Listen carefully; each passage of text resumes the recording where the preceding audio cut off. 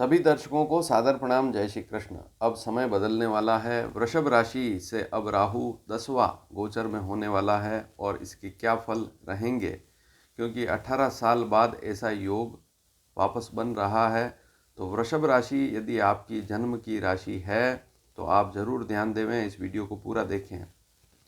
वृषभ राशि का सीधा सा मतलब है चंद्र राशि से। तो चंद्रमा यदि कुंडली में 2 नंबर अंक पर लिखा हुआ है तभी वृषभ राशि होती है। तो राहु अब मीन राशि को छोड़कर, क्योंकि वक्री स्थिति में रहता है राहु हमेशा ही, तो अब कुंभ राशि पर प्रवेश करेगा। हालांकि वर्तमान में मीन राशि पर चल रहा है और यह 18 महीने से चल रहा है। इसके क्या फल होते हैं उसकी जानकारी मैं 1.5 साल पहले दे चुका हूँ, लेकिन अब स्थिति बदलने वाली है।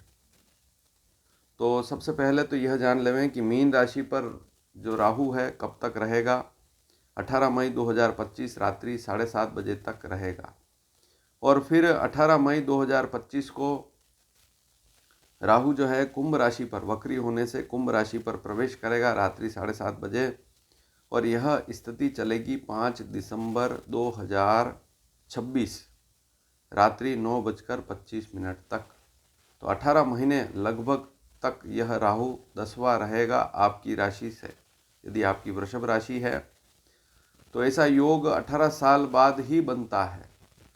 10वां राहु रहेगा। कैसे रहेगा? वृषभ से अगर गणना करें तो वृषभ, मिथुन, कर्क, सिंह, कन्या, तुला, वृश्चिक, धनु, मकर और कुंभ। तो वृषभ से लेकर कुंभ तक यदि आप गिनेंगे तो 10 बार गिनना पड़ेगा।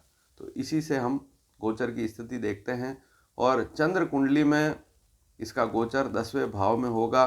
तो गोचर में राहु क्या फल करेगा, तो यहाँ पर छोटी सी सावधानियां भी बताई जाएगी, क्या सावधानी रखनी है। लेकिन 10वां राहु, इसके बारे में ज्योतिष शास्त्र में कहा गया है कि जब भी आपकी राशि से, जब कभी भी कोई भी राशि हो उस राशि से 10वां राहु हो तो ऐसा राहु शुभ कहा गया है। ऐसे राहु को श्रेष्ठ राहु की गिनती में लिया गया है। और वैसे भी राहु कुंभ राशि पर आएगा, शनि की राशि पर आएगा तो मित्र राशि पर गोचर करेगा। 18 महीने तक रहता है एक राशि पर और वापस उसी राशि पर आने में वापस 18 साल भी लगते हैं, क्योंकि एक एक राशि पर 1.5 साल रहेगा तो 12 राशियां होती है टोटल, और एक एक राशि पर 1.5 साल रहेगा तो 18 साल लग जाते हैं वापस उसी स्थिति को आने में। तो यह स्थिति 18 साल बाद बन रही है। अब 10वां राहु है तो यहाँ पर कहा गया है कि बहुत श्रेष्ठ स्थिति रहती है। ऐसे राहु को शुभ कहा गया है, लेकिन कुछ सावधानियां भी रखनी है, उसके बारे में भी जानेंगे। सबसे पहले तो यह बात नोट कर लें कि राहु 10वां है तो इसके क्या क्या फल हो सकते हैं, अच्छे वाले फल क्या क्या हो सकते हैं। तो यह राजयोग देने वाला है। अगर आप सरकारी नौकरी में हैं तो और अच्छा पद मिल सकता है, या नौकरी नहीं है तो नौकरी मिल सकती है। 18 मई 2025 से लेकर 5 दिसंबर 2026 तक यह स्थिति चलेगी तो नौकरी के लिए अच्छे अवसर हैं। अधिकार मिल सकता है, नया कोई पद मिल सकता है, और जो व्यापार काम धंधा भी कर रहे हैं तो उसमें भी स्थिति ठीक रहती है और पिता से भी लाभ वाली स्थिति रहती है। जो भी काम करते हैं उसमें सिद्धि मिलती है, मान सम्मान की भी वृद्धि होती है, ऐश्वर्य की वृद्धि होती है, और राजनीति में है तो विशेष सफलता मिलती है यदि वृषभ राशि है। कोई कंपटीशन एग्ज़ाम है, परीक्षा दे रहे हैं तो उसमें भी सफलता का योग बनता है। तो कुल मिलाकर कार्यक्षेत्र, जो भी आप कार्यक्षेत्र है उसमें आपको लाभ मिलता है। लेकिन अब एक बात और नोट करें कि जहाँ जल्दबाजी वाला कोई काम है तो वहाँ थोड़ी सावधानी आपको ध्यान देना पड़ेगा। जल्दबाजी बिल्कुल ना करें, क्योंकि राहु जब भी आता है और कार्यक्षेत्र 10वें भाव में है तो कामकाज से संबंधित या नौकरी से संबंधित अगर जल्दबाजी कर रहे हैं तो थोड़ी सी सावधानी जरूर रखें, क्योंकि राहु जल्दबाज बना देता है। जल्दबाजी करते हैं, एकदम कोई काम करना है या एकदम किसी काम के लिए तुरंत जाना है, ऐसे योग बनते हैं। तो वहाँ थोड़ी सावधानी रखेंगे तो ठीक रहेगा। जल्दबाजी बिल्कुल ना करें, थोड़ा धैर्य रखेंगे। वैसे धैर्य रखेंगे लेकिन फिर भी जल्दबाजी अगर कहीं हो रही है तो वहाँ थोड़ा सावधान होना पड़ेगा। एक बात और है, दिल की जगह दिमाग से काम लें। हर जगह दिल की बात ठीक है, लेकिन थोड़ा दिमाग का भी प्रयोग ज़रूर करें बहुत सी बार ऐसे लोग भी आपके संपर्क में आएंगे जो आपको लालच दे सकते हैं। लाभ के चक्कर में थोड़ा सा दिमाग भी लगाएं और फिर उस काम को करें, तो जाकर अच्छी स्थिति वहाँ बन सकती है, वहाँ जाकर अच्छी स्थिति बन सकती है।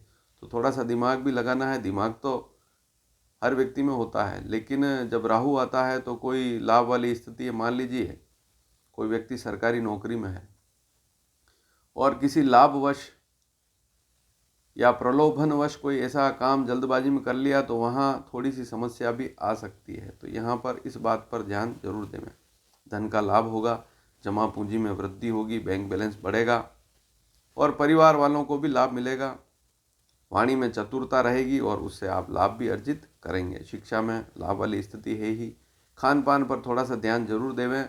बाजार का भोजन अगर ज़्यादा शौक है खाने पीने का तो थोड़ी सी सावधानी रखें। पेट का भी ध्यान रखें।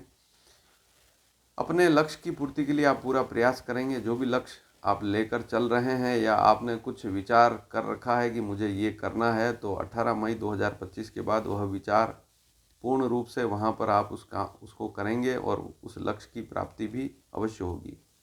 तो कुल मिलाकर अच्छा काम करेंगे, बैंक बैलेंस भी बढ़ेगा और स्वास्थ्य में भी थोड़ा सा लाभ जरूर मिलेगा। लेकिन अब एक बात और है कि जन्म स्थान से दूर स्थान पर जाने का योग भी बन सकता है। अगर आप विदेश जाने का विचार कर रहे हैं या अपने घर से कहीं दूर स्थान पर नौकरी करने का विचार कर रहे हैं, तो वृषभ राशि वालों के लिए यहाँ पर योग जरूर बनेगा। थोड़ी सावधानी जरूर रखें, क्योंकि नई जगह जा रहे हैं तो वहाँ खान पान भी बदलता है, जलवायु भी बदलती है। मान लीजिए कोई विदेश है, अब यहाँ तो भारत में तो गर्मी पड़ती है और मान लीजिए कहीं ठंडे प्रदेश में चले गए तो थोड़ा जलवायु परिवर्तन होता है, तो आप स्वास्थ्य पर भी थोड़ा सा ध्यान जरूर देवें। लेकिन दूर स्थान पर जाने के योग बन सकते हैं। भूमि, मकान, वाहन पर कोई बड़ा खर्च कर रहे हैं तो सावधानी पूर्वक करें। जो भी योजना बना रहे हैं भूमि मकान से संबंधित, उसको व्यवस्थित बनाएं, अन्यथा छोटी छोटी समस्याएं बढ़ सकती है और वो बड़ा रूप भी ले सकती है। तो मान लीजिए अगर आपने कोई प्रॉपर्टी ली है तो उस पर अगर कोई काम करना चाहते हैं तो योग जरूर बनेंगे, लेकिन वहाँ थोड़ी सावधानी भी रखनी है आपको। और अगली स्थिति है कि उन्नति में कोई कमी होने वाली नहीं है। साहस में भी वृद्धि होगी, लेकिन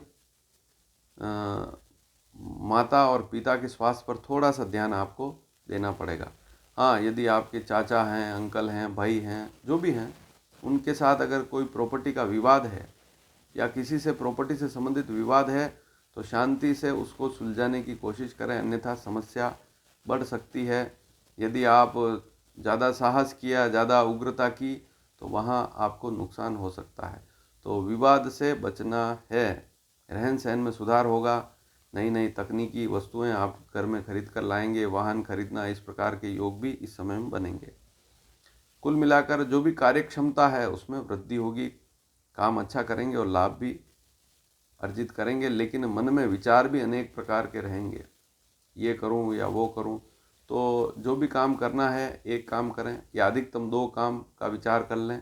ज़्यादा कार्यों को दिमाग में लेकर चलेंगे तो एक काम भी ढंग से नहीं हो पाएगा, फिर समस्या बढ़ सकती है। बहुत सी बार होता है कि हम 4-5 काम एक साथ करते हैं और फिर दिक्कत बढ़ती है।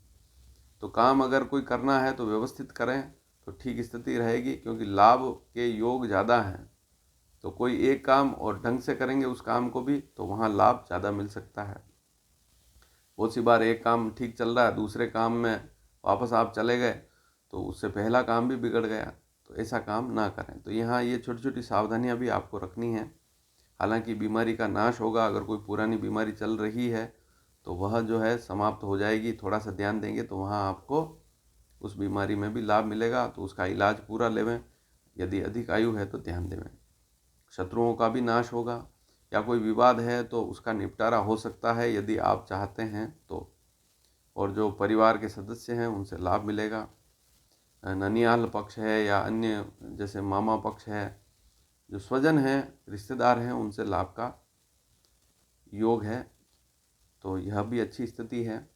कमर में कोई तकलीफ है, पेट में कोई तकलीफ है तो उसका भी निदान होगा। और अगर किसी से पैसा मांगते हैं तब भी इस समय में लाभ अवश्य मिलेगा। अब बात करते हैं विवाह की। विवाह योग जो है वह उस पर अलग से मैं वीडियो बना चुका हूँ, वृषभ राशि वालों को कब कब लाभ मिल सकता है, तो उन वीडियो को भी ज़रूर देखें। तो राहु से जो स्थितियाँ बन सकती है, 1.5 साल रहेगा और 18 साल बाद ऐसा योग बन रहा है, 10वां राहु है, तो इसका अधिक से अधिक लाभ उठाएं और जो सावधानियां बताई है उनको भी ध्यान में रखें। अब आप कहेंगे कि मान लीजिए इस राहु में कोई छोटी छोटी समस्याएं आ रही है तो क्या उपाय करें। तो उपाय सिंपल सा है, अधिकतम भगवान शिव की उपासना करें, भगवान शिव को जल चढ़ाएं, रुद्राभिषेक करें। प्रदोष, अमावस्या, पूर्णिमा, पंचमी तिथि हर महीने की, इन तिथियों में जैसे अभी शिवरात्रि भी आ रही, तो भगवान शिव की अधिकतम पूजा करना भी आपके लिए शुभ रहता है। हर महीने जो कृष्ण पक्ष है उसकी चतुर्दशी जो होती है वह शिवरात्रि होती है।